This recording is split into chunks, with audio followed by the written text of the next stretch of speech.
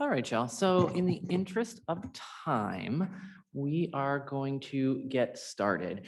And let me just explain a little bit, it's a little bit loud. Let me just explain a little bit about how the panel is going to go. One of the challenges or beauties, however you want to look at it, on a vertical campus in New York City is that space is at a premium.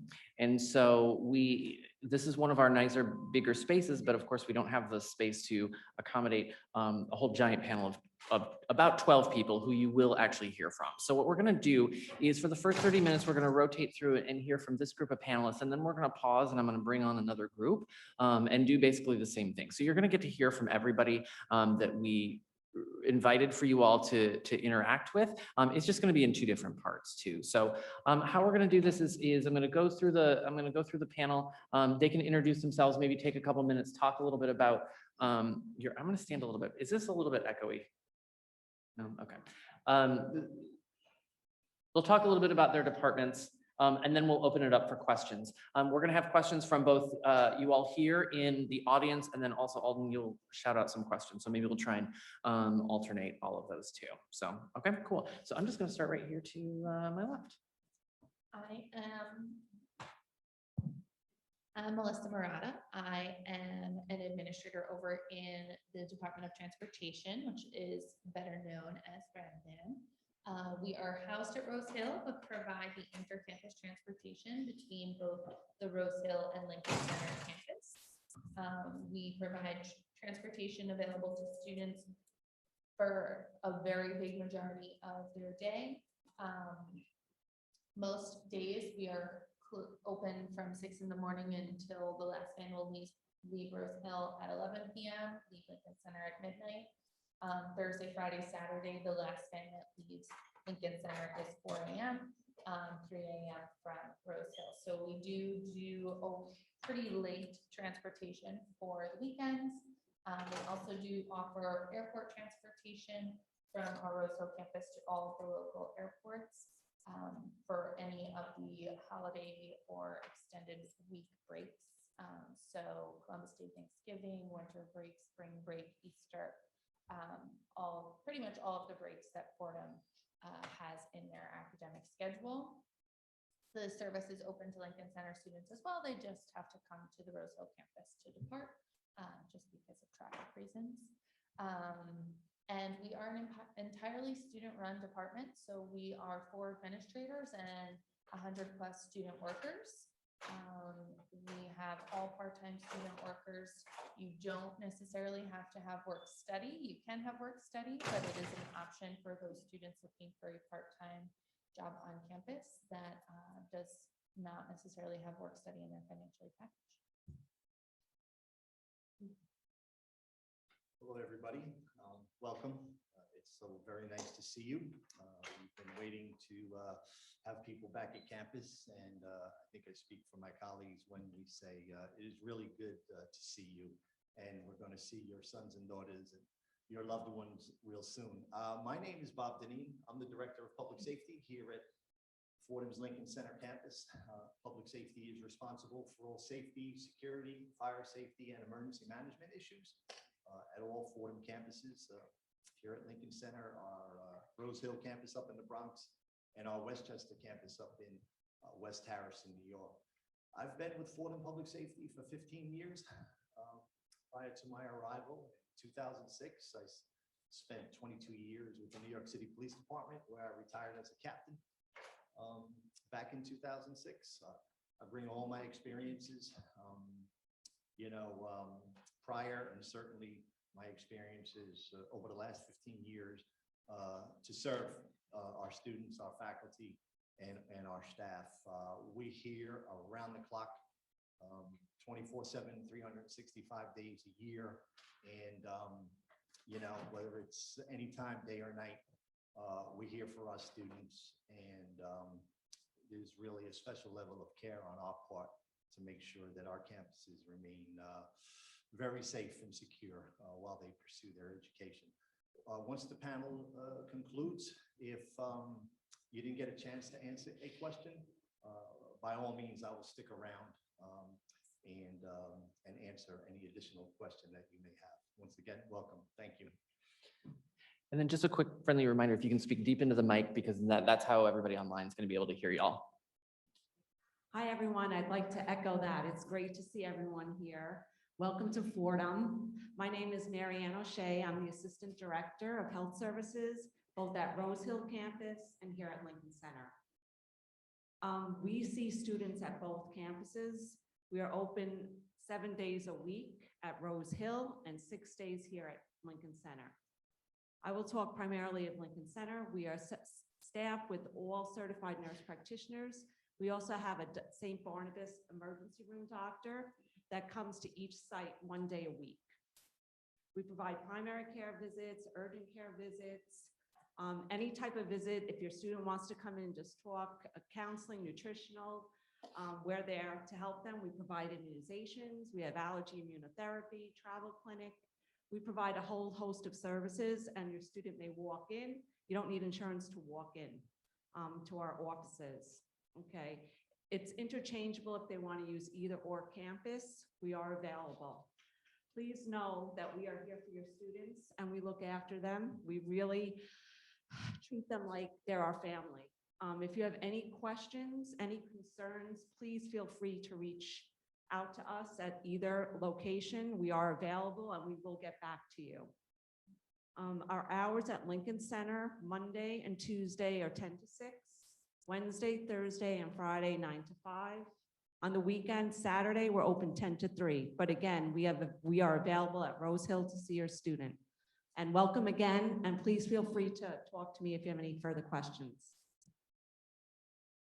Hello, everyone. My name is Luis Rubiera, and I work for the IT Customer Care Center, essentially the Fordham IT Help Desk. I manage over there. And Fordham IT is here to support your students in any capacity in terms of the IT services, troubleshooting of hardware, software, if it's a personal computer, if it's something related to class, or even if there's a broken screen, something like that. We do service and work on those machines. We're able to provide loaner laptops as well, so that the student is not without a laptop during the time that their computer is serviced. Our IT Customer Care Center is open right now from 8 to 8. It's usually 7 to 10 p.m. And we do also offer 24/7 extended support for things such as I'm not able to get into my portal, et cetera, et cetera. But yeah, definitely come check us out. And we're located in Lincoln Center campus in SL 19A. Good afternoon, everybody. My name is Jim Cirillo. I am the Campus Director of Student Financial Services for Lincoln Center. And I can answer any student financial services related questions. And that includes student employment, student billing, or student accounts as we call it, or financial aid. Our office is available right now. We're working Monday through Thursday, and we're available by phone 9 to 5 at 718-817-3800. But again, on our home site, it has all of our contact information. You can email us at financialaid@fordham.edu. We have Zoom sessions that you can set up where, if the family or the parents want to get together and talk through a plan with us, we can do that. And we are also available, our office is available for walk-ins. We're on the second floor of the Lowenstein building. This time of year is kind of the perfect storm because it's a lot of student bills.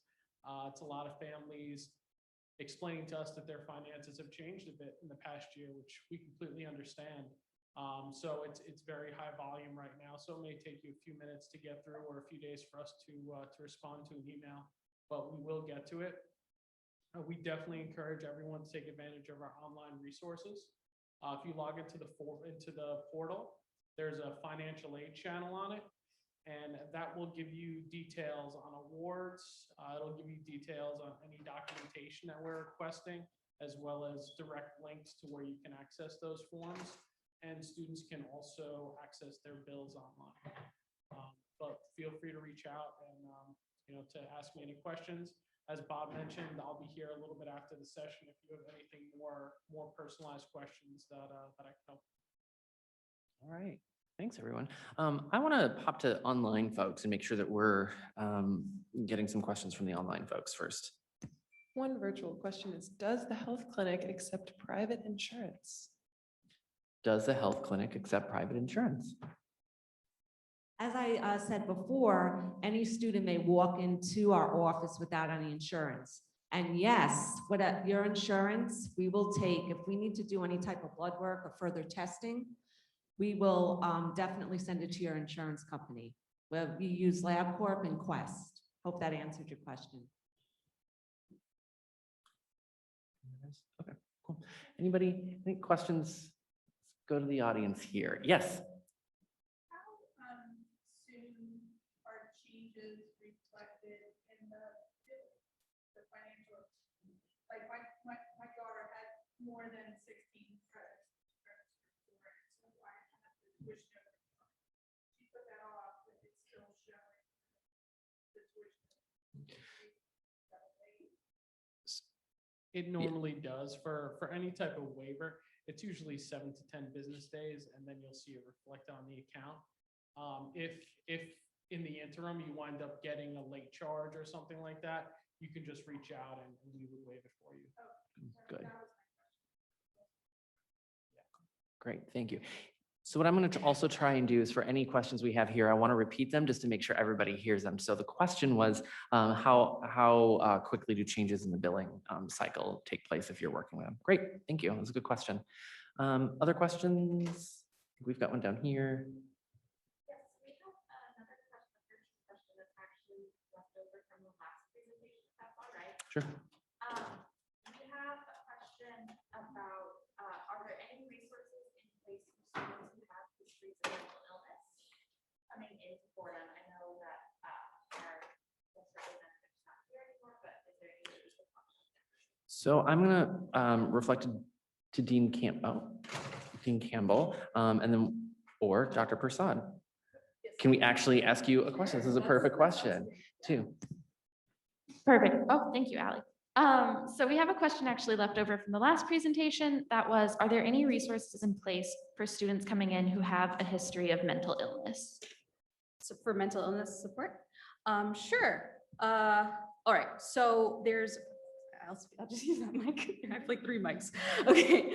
Right. So I could tell you a little bit about what happens with counseling services. We offer short-term individual therapy. So if a student comes in and we have an intake process on the phone, takes about 20 minutes, and we'll ask them questions to kind of get a sense of what's going on with them. We will either recommend short-term individual therapy, which we provide in-house. We might, depending on their concerns, they might need the care of a specialist or long-term provider. So we will provide referrals in that case. We offer group counseling. So for most students, they can actually benefit from group counseling, but we have certain therapy groups that are based around certain issues, such as eating disorders, or there's just a relationships group for anyone who wants to talk about relationships. It's very popular. We have a women of color group, an LGBTQ support group.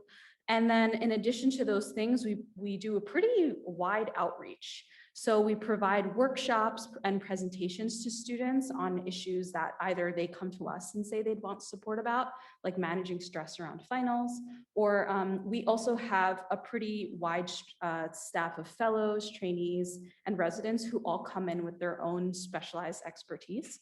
So some of them might come in and want to present on a certain topic. So for example, last year, I had a trainee who specialized in grief. So she ran a workshop on how to understand grief.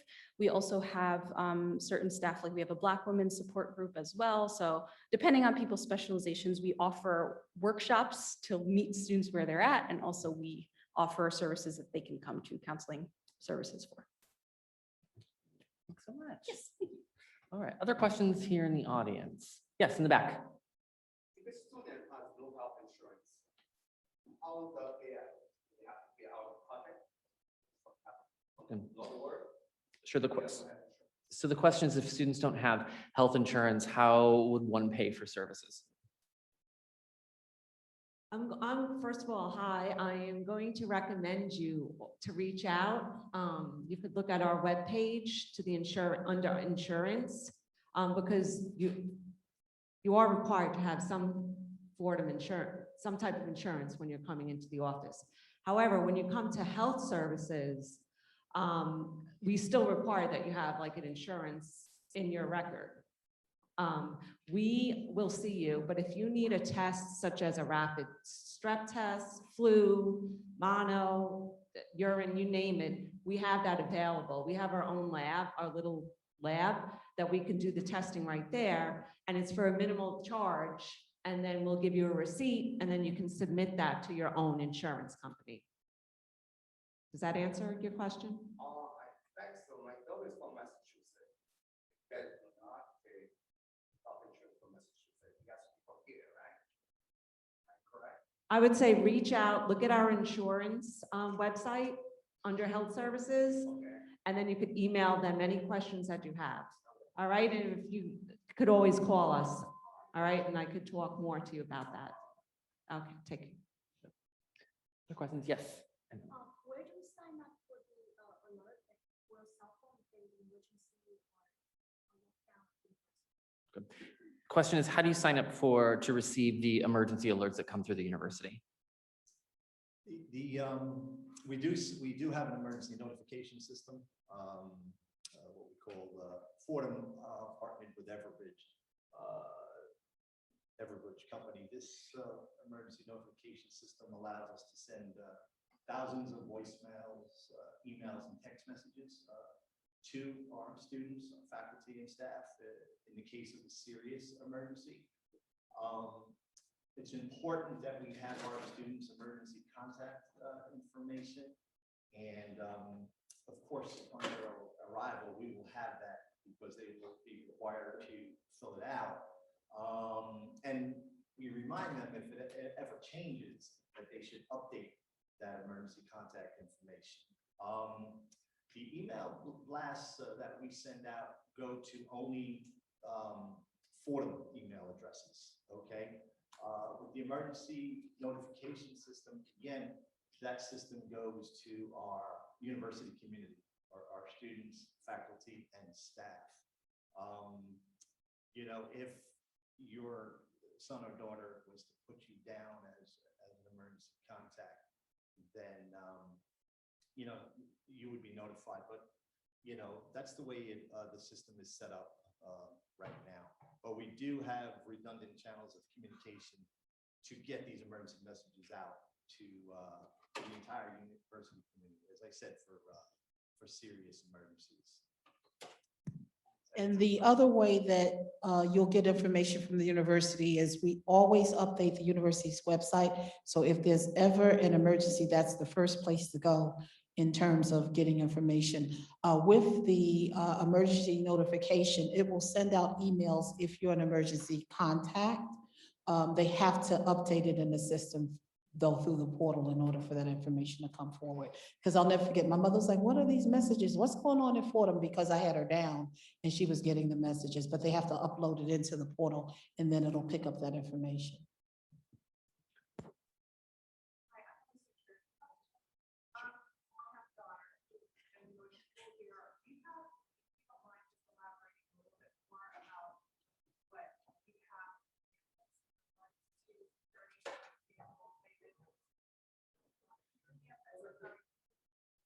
They were uncomfortable with the situation, is there any place where they could like get a vacuum, pick up themselves?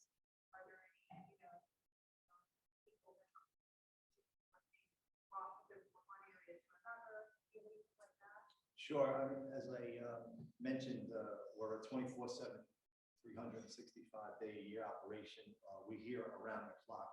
We have guards at all our campus perimeter building entrances, controlling access to only our faculty, students, and staff, and authorized visitors.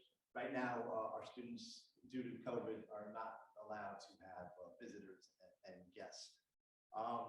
We have card readers at these perimeter entrances. Our students will swipe their ID card upon entry, and their picture will display on the monitor at the guard's desk, of course, alerting the guard that the student is authorized to enter.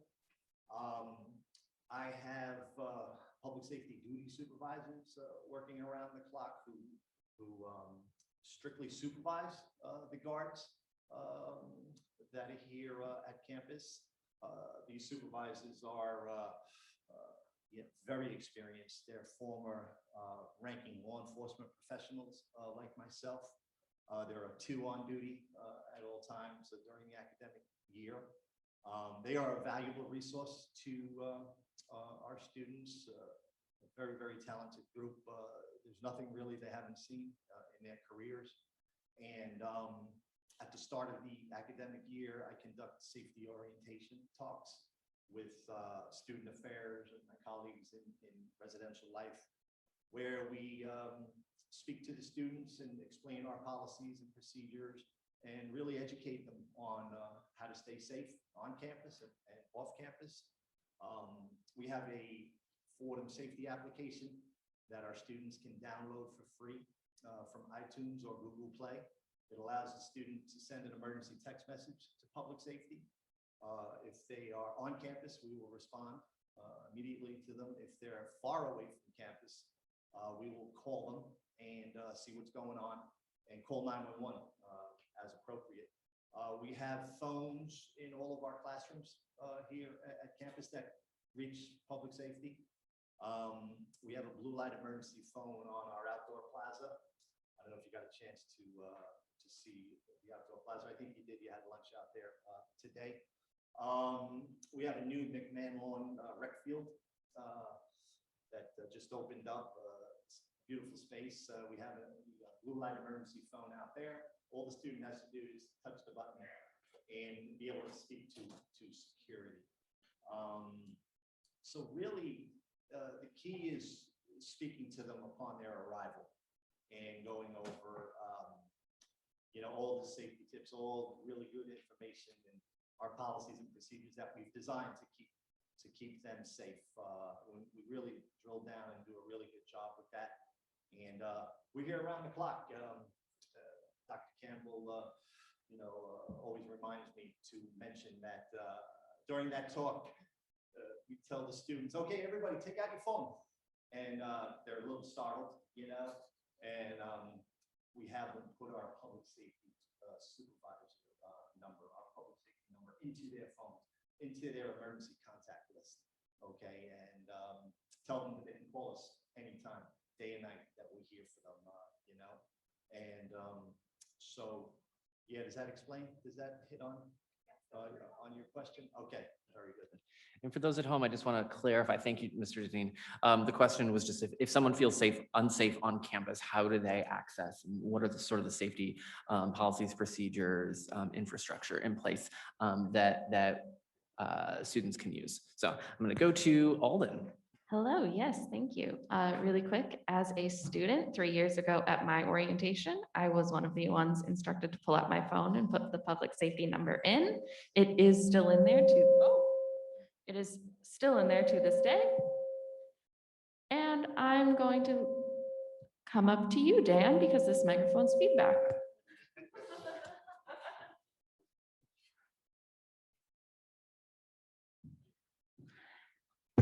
Sorry. So our next question from the chat is, how does a student get to and from the airport on the Ram van?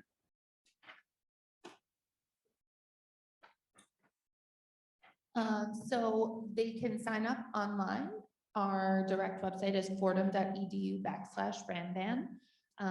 As long as it is during any of our designated dates, which will be the dates leading up to, for an outgoing trip, leading up to a Fordham break, and inbound would be typically the day before classes will resume after a break.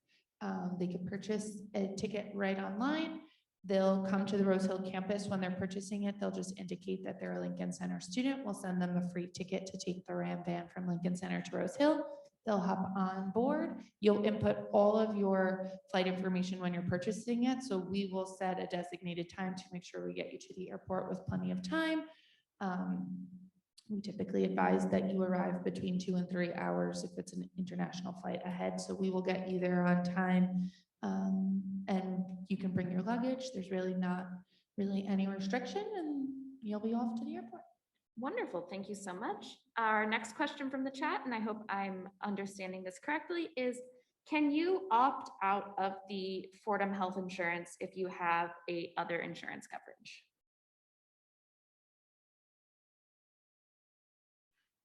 Again, highly recommend that you go on the website that I recommended, Fordham Health, and you'll see insurance there, and click on there, and you will see where to find out the information regarding that. But there are options to waive out where you will send in your insurance. It's very clear. If you have any questions about that specifically, you can call our coordinator. Her name is there also, and she will help you out specifically with that. Thank you.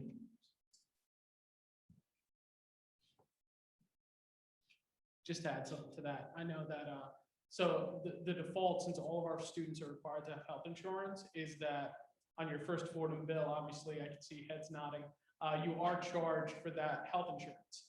And then once you submit the waiver, there is a link on our website, I believe it's through Aetna Health Services, where you prove that your son or daughter is covered, and that the coverage is appropriate, then we would be notified, and within 3 to 5 business days, that charge would be removed from your bill. And when to prove it, I think that you put in your state, and then you put in the actual information of the insurance plan, and then they look it up and they let you know if you're able to opt out or not. Other questions here in the audience? Yes, sir. The normal rate between Rosedale and here, is that free? Is it included with tuition? What do you have to do? Great. So the question is about cost of the Ram Band. So the Ramban costs students $3.50 each direction. However, if a student, there are a couple of instances where a student could ride for free. So if a student has classes at both campuses, both Rose Hill and Lincoln Center, they'll automatically receive free passes for whatever campus is not their home campus. So if your child's attending Lincoln Center, they have classes at both campuses, maybe they have class at Rose Hill 2 times a week, they would get passes automatically through the system. They'll be automatically on their account for those classes. So they would get 4 passes, 2 per day, obviously a round trip.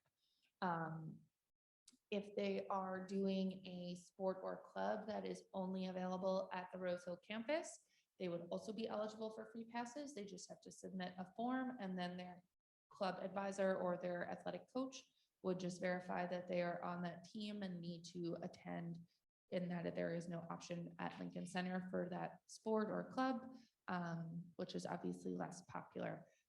The 2 campus class is more popular. And if they work for us, all student workers get to ride for free. Thanks. So just to follow up, how do they pay for? So they'll just buy a ticket. You buy a ticket as you use them. So we have individual tickets, which are $3.50, and a discount book, which is 12 tickets for the price of 10. So you'll get 12 tickets for $35. There are ticket machines here at Lincoln Center in the Lowenstein lobby, which is right outside where the Ram Band would pick you up from Lincoln Center and drop you off. At Rose Hill, we have a full office where the pickup and drop off location is, so they could come in and pay with our dispatcher. They're also able to purchase them online, and they'll automatically receive, if they purchase them online, a digital ticket to their email. They'll show the barcode and the driver would just scan it. Good. Thank you. Yes.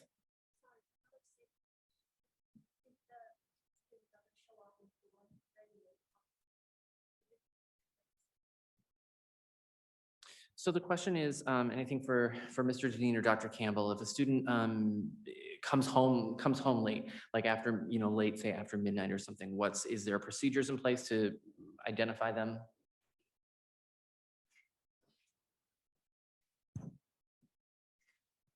So basically, there aren't parietals or check-ins or things of that nature for our students. What we encourage students to do is excuse me, if they plan on going away, for example, for the week.